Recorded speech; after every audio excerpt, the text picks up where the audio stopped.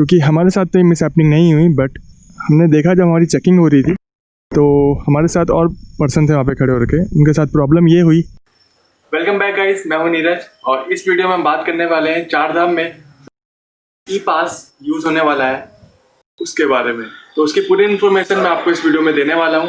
साथ ही आप उस ई पास को कैसे और कहां से बना सकते हैं, पूरी इन्फॉर्मेशन मैं आप लोगों को प्रोवाइड कराऊंगा। अगर आप इस चैनल पर नए आए हो तो प्लीज़ इस चैनल को सब्सक्राइब कर लीजिए और नोटिफिकेशन बेल आइकन प्रेस करना मत भूलिएगा। आप लोगों के लिए एक सजेशन है कि उत्तराखंड में समय काफ़ी ज़्यादा बारिश हो रही है। अगर आप माउंटेन का कोई भी टूर प्लान कर रहे हैं, ध्यान में रखिएगा लैंडस्लाइड काफ़ी ज़्यादा हो रहा है। तो अगर आप एडवेंचरस है और आपको ट्रैवलिंग में एडवेंचर पसंद है तो ही अभी ट्रिप को प्लान कीजिए, अदरवाइज अपना ट्रिप थोड़ा पोस्टपोन कर लीजिए। मैं आपको पूरी इन्फॉर्मेशन देने वाला हूँ ई पास की। चलिए, ये है वो वेबसाइट जहाँ से आपको ई पास बनाना होगा और इस वेबसाइट का लिंक मैंने डिस्क्रिप्शन बॉक्स में दे दिया है। उस लिंक पे क्लिक करके आपको कुछ इस तरह का इंटरफेस देखने को मिलेगा और यहाँ से आप अपना ई पास बना सकते हैं।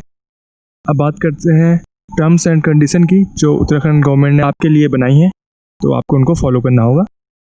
तो काफ़ी लंबी चौड़ी लिस्ट है, बट मैं आपको आइडिया दे देता हूँ कि आप लोगों को क्या क्या टर्म्स एंड कंडीशन फॉलो करनी होगी। सबसे पहले आपको क्या क्या चीज़ अपने साथ कैरी करना है। तो आपको बता दूँ कि आपको ई पास, जी हाँ, ई पास मैंडेटरी है, आपको हर जगह ये ई पास शो करना होगा। इसके अलावा आपको हैंड सैनिटाइजर रखना होगा, जो इन टर्म्स एंड कंडीशन में मेंशन है। मेरा सजेशन आप लोगों के लिए ये भी है कि आप अपने साथ एक सोप भी रखिए, वो भी आपके काम आएगी। और अगर आप उत्तराखंड के बासिंदे नहीं हैं तो आपको अपनी कोविड-19 की रिपोर्ट, जो कि नेगेटिव होनी चाहिए, वो शो करनी होगी। और वो रिपोर्ट तभी एक्सेप्टेबल होगी जब वो आपने 72 आवर्स के अंडर में वो टेस्ट कराया हो। और बता दूं आपको कि जो आपका कोविड-19 का टेस्ट है वो RT-PCR के थ्रू होना चाहिए और जिस लैब से आप वो टेस्ट कराते हो वो ICMR से ऑथराइज होनी चाहिए। अगर आपके पास ये रिपोर्ट नहीं है तो अगर आप कोई ऐसे शहर से आ रहे हो जहाँ पे कोविड-19 काफ़ी ज़्यादा फैला है, आपको 21 डेज़ के लिए क्वारंटीन रहना होगा। और अगर आप कोई ऐसे इलाके से आ रहे हो जहाँ पे कोविड-19 का इतना असर देखने को नहीं मिला है तो आपको मिनिमम 14 डेज़ वहाँ पे रहना होगा। ये आपको अपने खर्च पे रहना होगा लेकिन। और जो आप फॉर्म फिल करते हुए अपने डॉक्यूमेंट्स अपलोड करोगे वो आपके pass through out your journey होना चाहिए, उनकी ओरिजिनल कॉपी। और प्रेग्नेंट लेडी हो या 10 साल से कम का बच्चा हो या 65 से ज़्यादा उम्र के लोग हो, उनको ये यात्रा अवॉइड करने की सलाह दी गई है।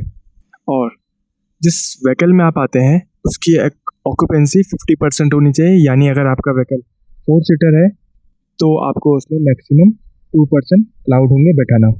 और जो आप ई पास बना रहे हो अभी, वो केवल एक ही धाम के लिए वैलिड होगा। अगर आप दूसरे धाम जाना चाहते हो फिर से आपको ई पास में अपने आप को रजिस्टर करना होगा।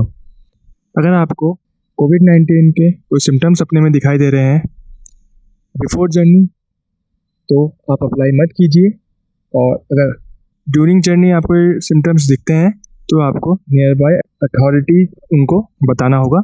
और जो ई पास की वैलिडिटी है वो आपकी 2 दिन रहेगी जब से आपने अपने आप को इसमें रजिस्टर किया है। और आप इस ई पास से केवल टेम्पल में जा सकते हैं, इसके अलावा नियर बाय प्लेसेस आप विजिट नहीं कर सकते हैं। कोशिश कीजिए लोकल से आप जितना कम से कम मिल पाए, खास करके जो 10 साल से कम के बच्चे हों या 65 से ज़्यादा उम्र के लोग हों, उनसे अपना कांटेक्ट कम से कम रखिएगा। और अगर आप मंदिर में एंट्री करते हो तो आपको वहाँ पे कोई भी मूर्ति छूने की अनुमति नहीं है।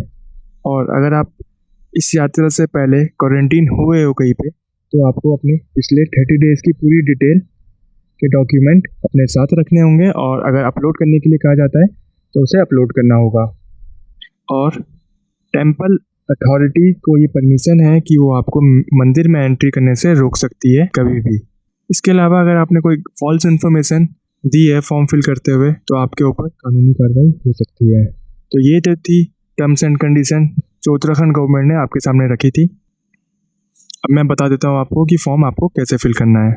तो आपको I agree and accept terms and condition पर क्लिक करके प्रोसीड फॉर यात्रा ई पास में क्लिक करना है। अब आपके सामने कुछ इस तरह का पेज आएगा, तो जिसमें आपको अपना नेम मेंशन करना है, जेंडर मेंशन करना है, फ़ोटो आईडी प्रूफ, यहाँ पे आधार कार्ड है, एक ही ऑप्शन आपके पास, और फ़ोटो आईडी नंबर जो आपको यहाँ पे आधार कार्ड का नंबर मेंशन कर लीजिए और आधार कार्ड की फ़ोटो क्लिक करके यहाँ पे अपलोड कर लीजिए। अपना एज मेंशन कीजिए और ये अभी इंडिया के लिए अलाउड है, इंडिया तो मैंडेटरी है कि इंडिया आएगा यहाँ पे।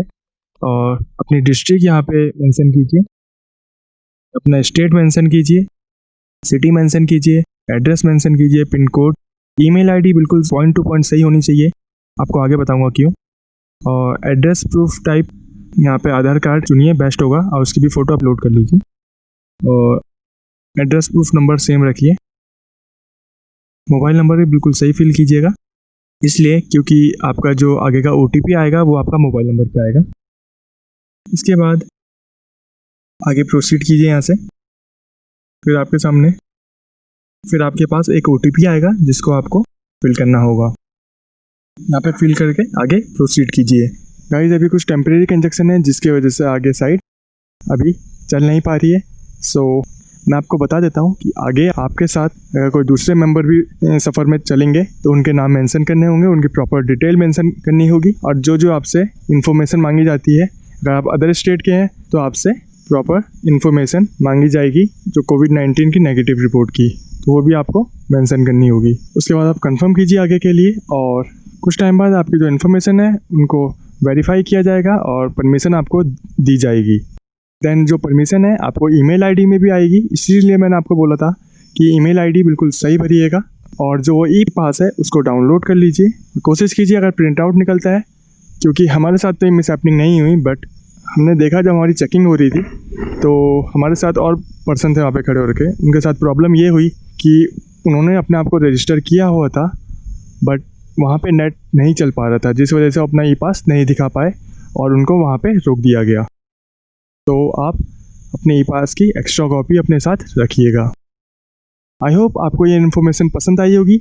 और मैं अभी 4 धाम में से एक धाम की यात्रा पे गया हूँ, तो मेरे साथ क्या क्या इंसिडेंट हुए, कहाँ कहाँ मुझे रोका गया, क्या क्या इन्फॉर्मेशन मुझसे ली गई, अगर वो आपको सब फॉलो करना है तो प्लीज़ चैनल को सब्सक्राइब कर लीजिए, नोटिफिकेशन बेल आइकन प्रेस कर लीजिए, और मिलते हैं नेक्स्ट वीडियो के साथ।